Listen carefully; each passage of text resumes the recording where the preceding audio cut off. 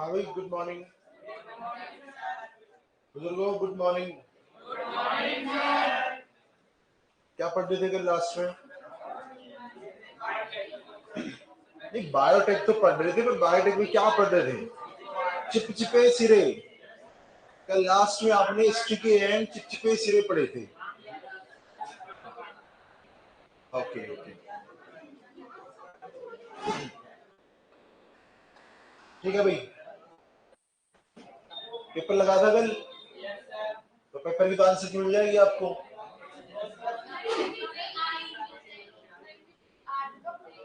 क्यों नहीं मिलेगी? आंसर की बनाने की मेहनत करते तो उसका फायदा तो उठाए है? नहीं मिलेगी ना, क्यों नहीं मिलेगी? है?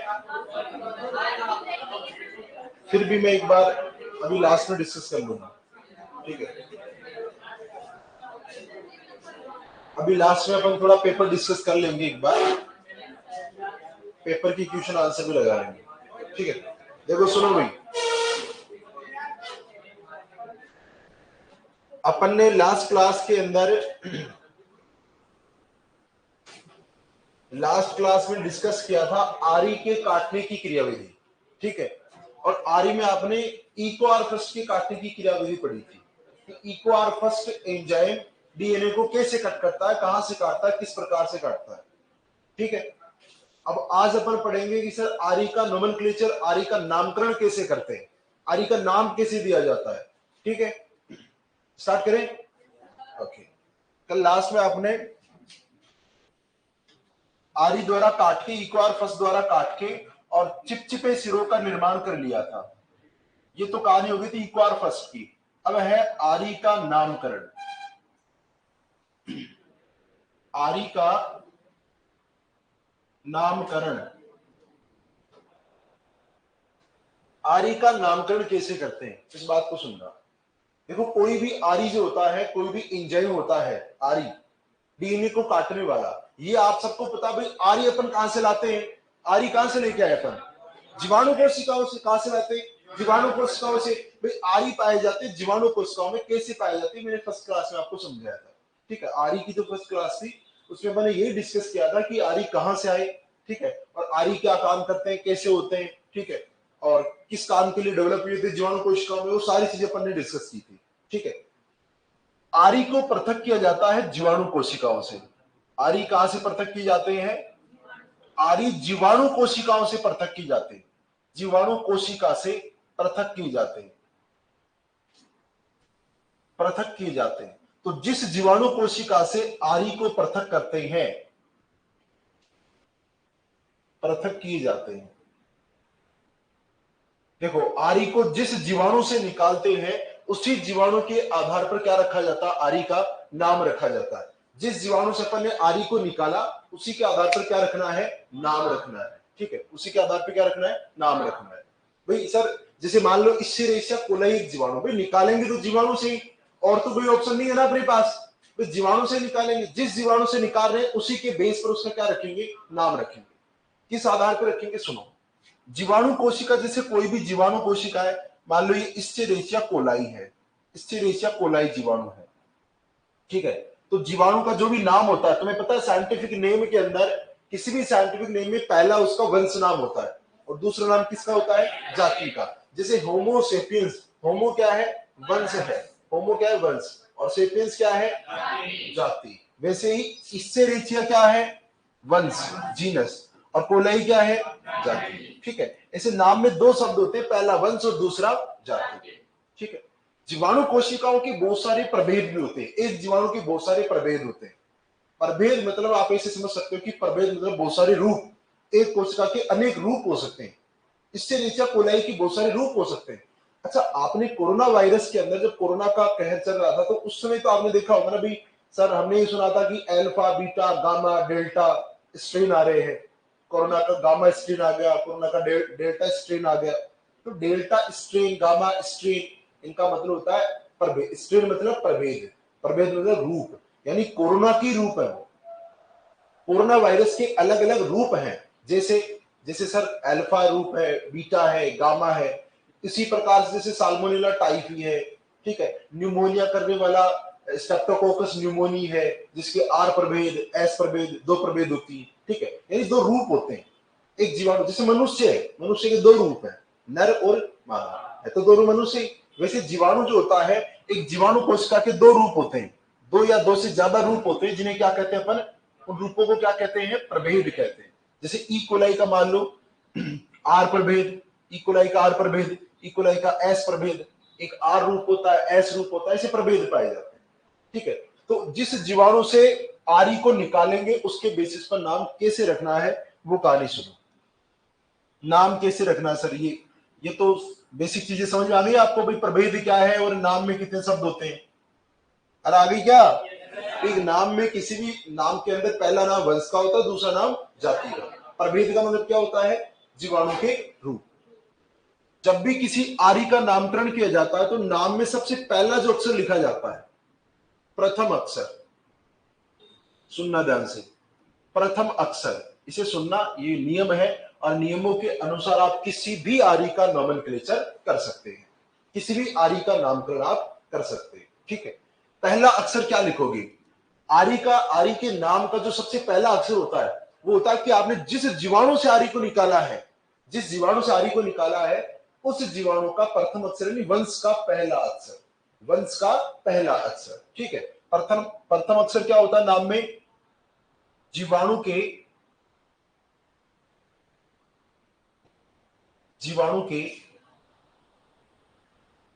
वंश का प्रथम अक्षर, पहले तो ये लिख देंगे, फिर आगे क्या लिखोगे,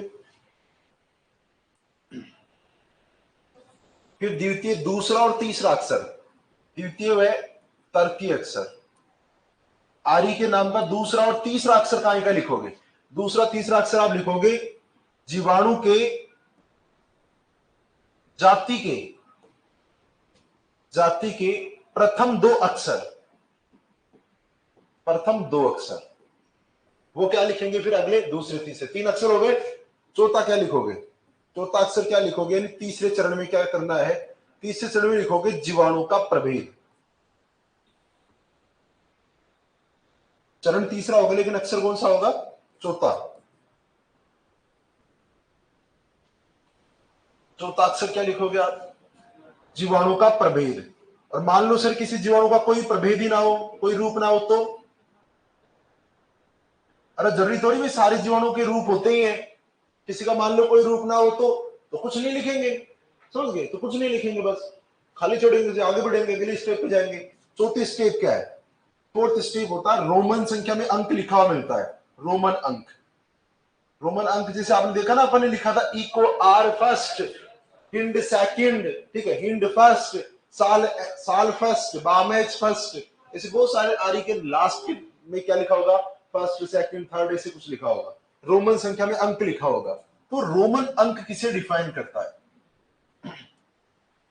ये रोमन अंक प्रदर्शित करता है कि आप उस जीवाणु से कौन से वाला आरी निकाल रहे हो।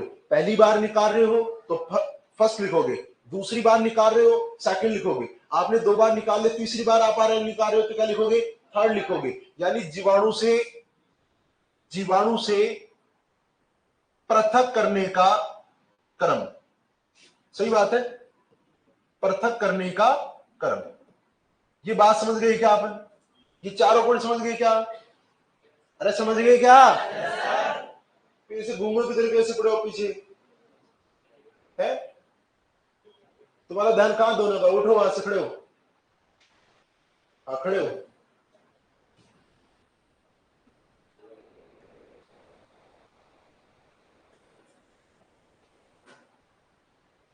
आगे वाली बेंच पे बैठो,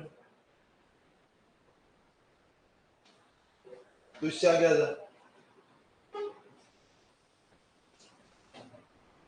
कभी ध्यान कहां है कभी कहां है। किसी भी आरी का जब नामकरण किया जाता है तो आरी के नामकरण में कितने चरण होते हैं, 4 चरण।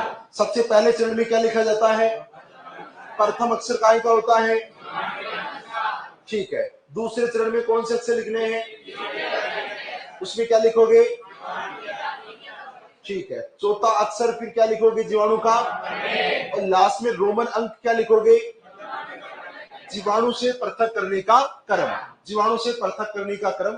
फॉर एग्जाम्पल आप देखना, जैसे मेरे पास एक जीवाणु है, मेरे पास एक जीवाणु है, जीवाणु जैसे इस्चेरेशिया कोलाई है, ठीक है, एक जीवाणु जैसे इस्चेरेशिया कोलाई है, ई कोलाई जीवाणु है, ई कोलाई, इस्चेरेशिया कोलाई जिसे अपन कहते हैं।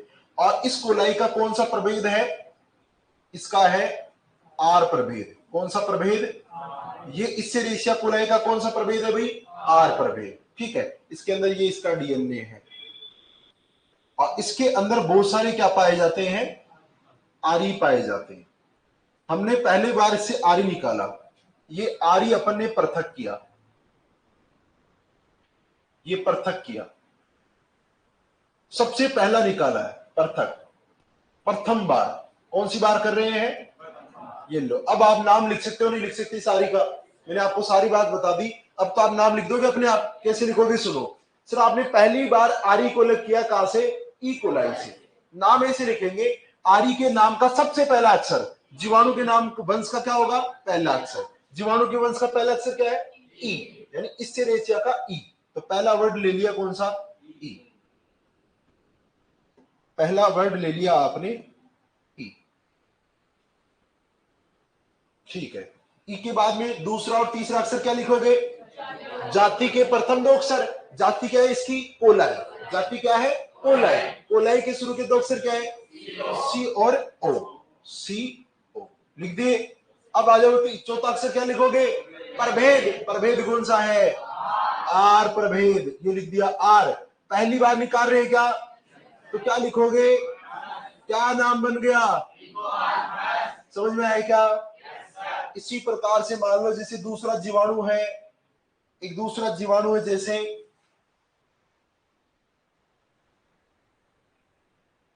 दूसरा जीवाणु है, मान लो ये वाला,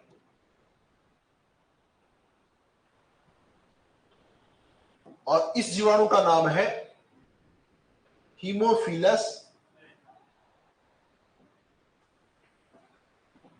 इन्फ्लुएंजा।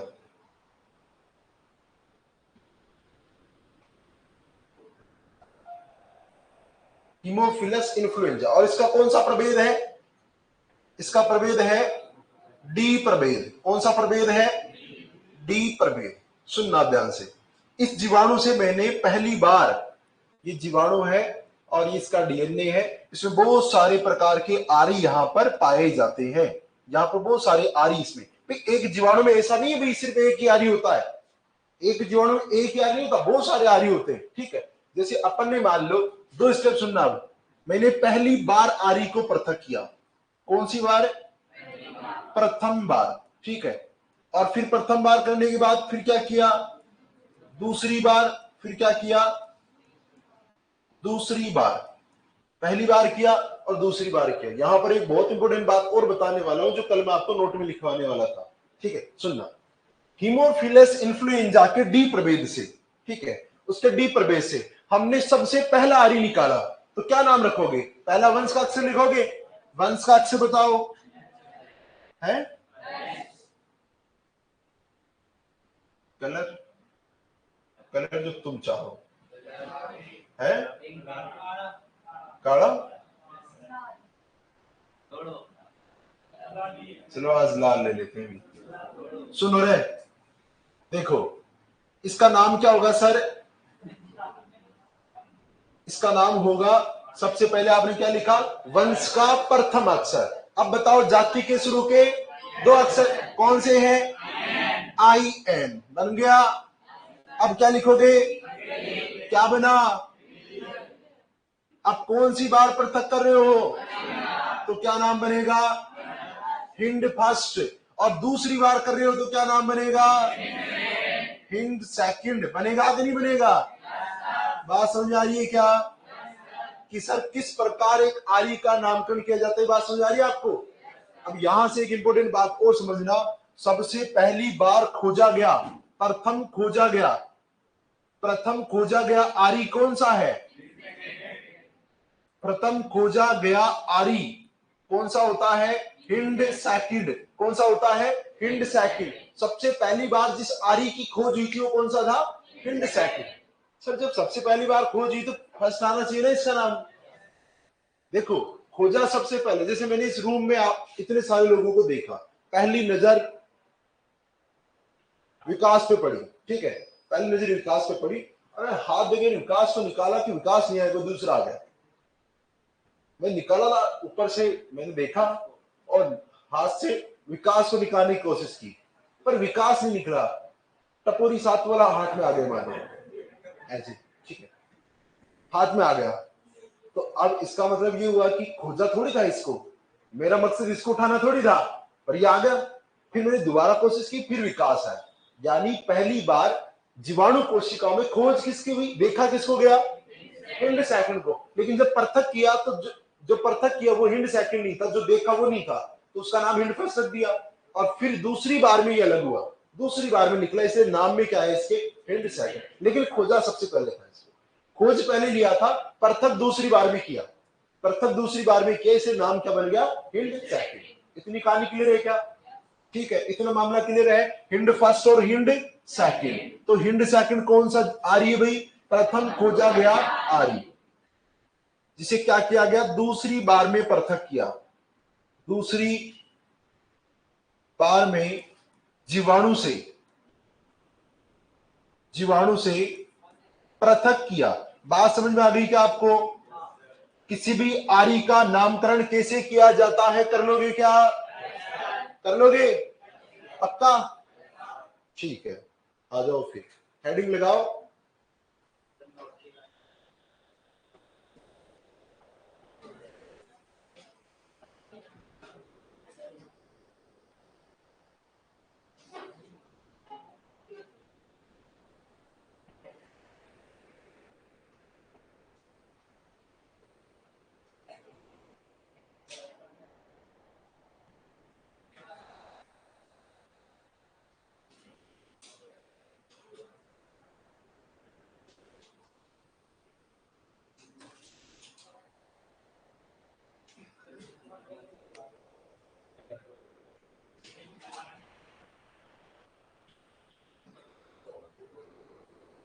हेडिंग लगाओ, आरी का नामकरण, और इसे नोट कर लो।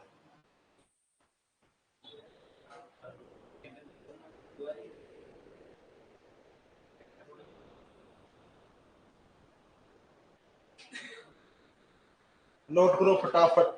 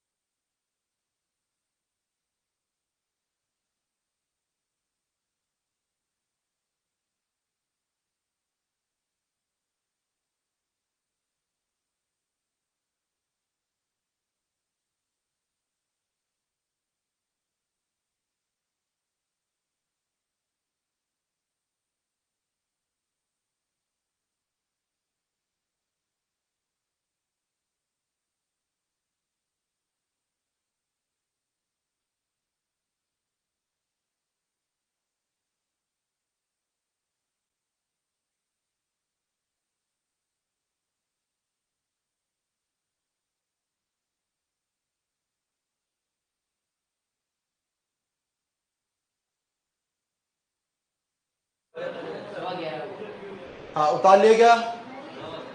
नहीं उतारा, यहां तक भी नहीं उतारा अभी? फिर क्या किया तुमने है? साथ साथ याद कर रहे हो? तुम्हारी चोट पड़ जाए, रिवीजन कर रहे हो तुम तो? अच्छा अच्छा अच्छा, है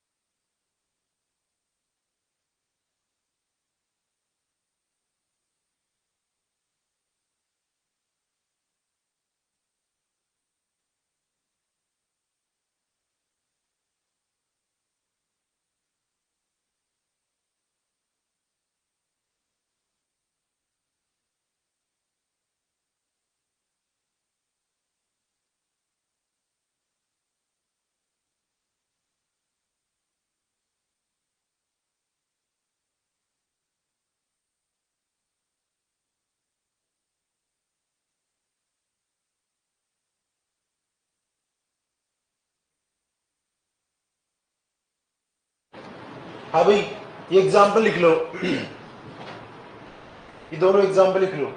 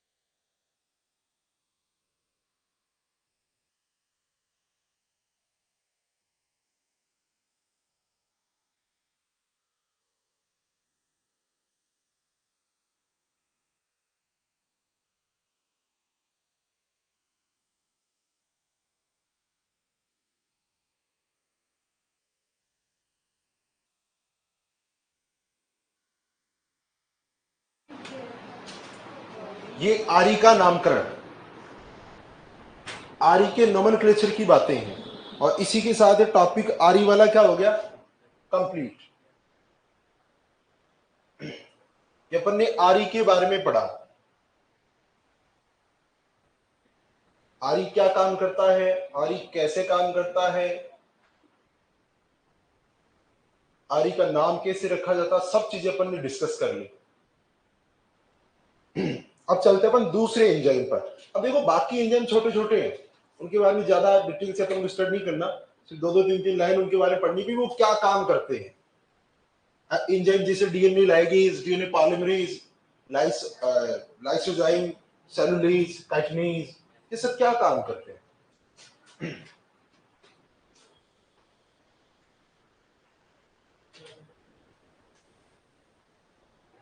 इसको उतार के और फिर हेडिंग लगा देना,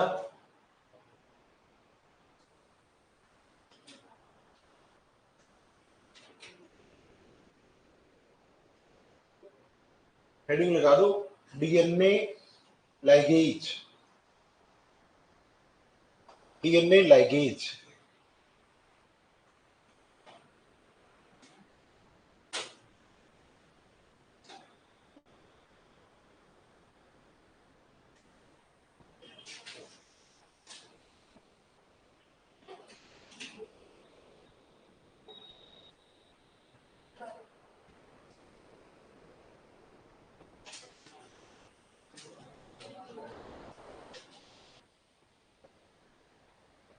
हो गया क्या।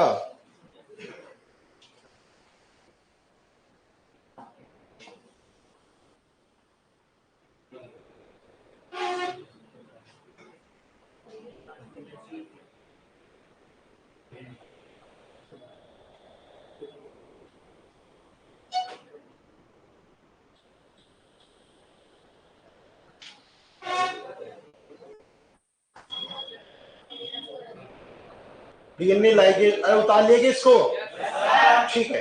अगला टॉपिक हेडिंग लगाओ डीएनए लाइगेज, और डीएनए लाइगेज में लिखो दो लाइन,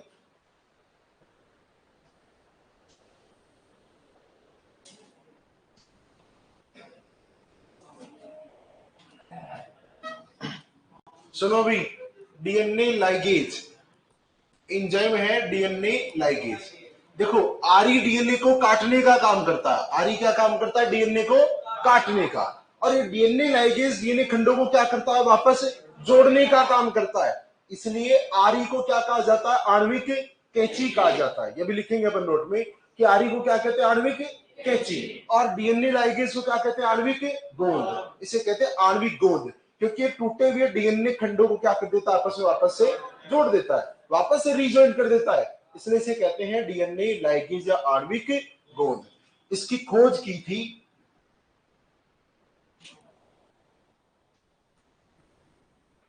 मार्टिन गेलर्ट। मार्टिन गेलर्ट ने इसे खोजा था। दूसरी बात, कहां खोजा गया, खोजा कहां पे, इसे पृथक कहां से किया, इसे पृथक किया ई कोलाई से व T4 फेज। ठीक है, इकोलाई और किससे अलग किया, इसे T4 फेज से। खोज की थी मार्टिन गेलर्ट ने, पृथक किया इकोलाई और T4 फेज से। क्या काम करता है डीएनए लाइगेज, यह डीएनए खंडों को, ये क्या करता है, डीएनए खंडों को आपस में जोड़ने का कार्य, आरी काटने का काम करता है, ये क्या करता है, जोड़ने का कार्य करता है, कार्य करता है। ये डीएनए खंडों को आपस में जोड़ने का कार्य करता है। ठीक है, देखो और थोड़ा सा लिखना चाहो, आपकी 12th वाली बुक में दे रखा है कि ई कोलाई कौन सा था, 75 केबी, और T4 फेज 68 केबी। ये टाइप था उनका 75 केबी और 68 केबी। T4 फेज ई कोलाई से पृथक किया। ये वाले डाटा आपकी 12th की बुक में दे रखे हैं, जो जेट सीटी के लिए आपकी इंपॉर्टेंट है। ठीक है, जेट में एग्जामिनर उन बुक्स को जरूर फॉलो करता है, और उन बुक्स में डाटा है तो वो भी अपन साथ में इंक्लूड करते हुए चलेंगे। ठीक है, और सीईटी जो है वो एनसीईआरटी को फॉलो करता है, तो अपन दोनों चीजों को मिला के और फिर लिखेंगे सारी बातें यहाँ पर कि डीएनए लाइगेज की खोज मार्टिन गेलर्ट ने की है, किलो बेस पेयर। ठीक है, अभी नहीं आएगा समझ में, जब मोलिकुलर बायो पढ़ेंगे ना तब बेस वगैरह की बात समझ आएगी आपको। ठीक है, base pair, BP base pair होते हैं, किलो बेस, ठीक है, केबी का मतलब क्या होता है, ये सब चीजें वहां पर आएगी। अभी फिलहाल इतना याद रखो, ई कोलाई 75 केबी, T4 फेज 68 केबी। ये क्या करता है, डीएनए खंडों को आपस में जोड़ने का कार्य करता है, इसलिए इसे क्या कहते हैं, ये बात अपन नोट में लिखेंगे कि क्या कहते हैं, वहां पर आरी के लिए भी लिखेंगे, ये वाली बात नोट कर दो बस, यही है डीएनए लाइगेज। डीएनए लाइगेज,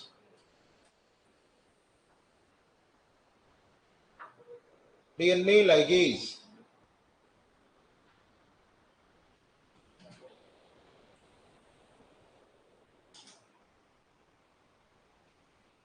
ये दूसरा एंजाइम है। इसके बाद तीसरी हेडिंग लगाना, डीएनए पॉलीमरेज।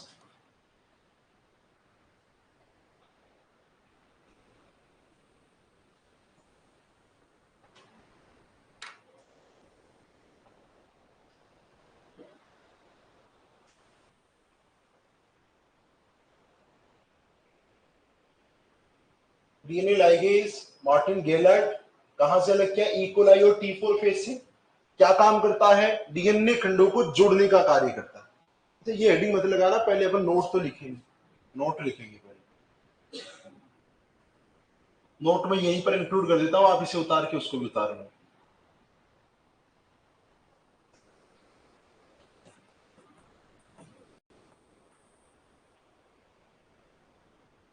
आरी को कहते हैं आणविक कैंची। आरी आणविक पदार्थ डीएनए को काटने का काम करता है, इसलिए इसे क्या नाम दिया, आणविक कैंची। ठीक है, और डीएनए लाइगेज को कहते हैं, इसे कहते हैं आणविक गोंद, क्योंकि ये आणविक पदार्थ डीएनए को चिपकाने का काम करता है, जोड़ने का काम करता है, इसलिए इसे कहते हैं आणविक गोंद। ये बात आप नोट में ऐड करना, ये क्वेश्चन जेट वगैरह में पूछे जाते हैं कई बार, जेट वगैरह में ऐसे क्वेश्चन पूछ जाते हैं कि आरी आणविक कैंची है, डीएनए लाइगेज आणविक गोंद है। ठीक है, और सीईटी के लिए भी इंपॉर्टेंट है।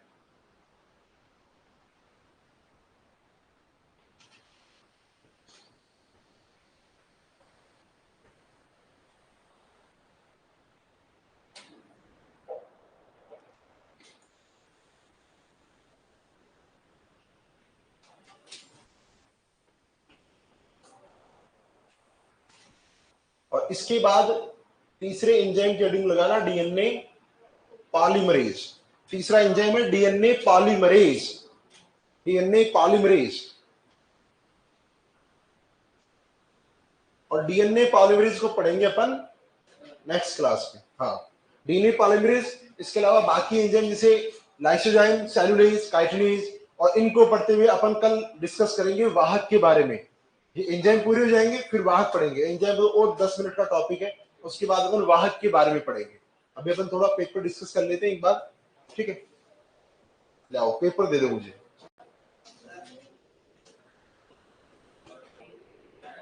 पेपर दे दो, उसके आंसर मैं आपको बता देता हूँ।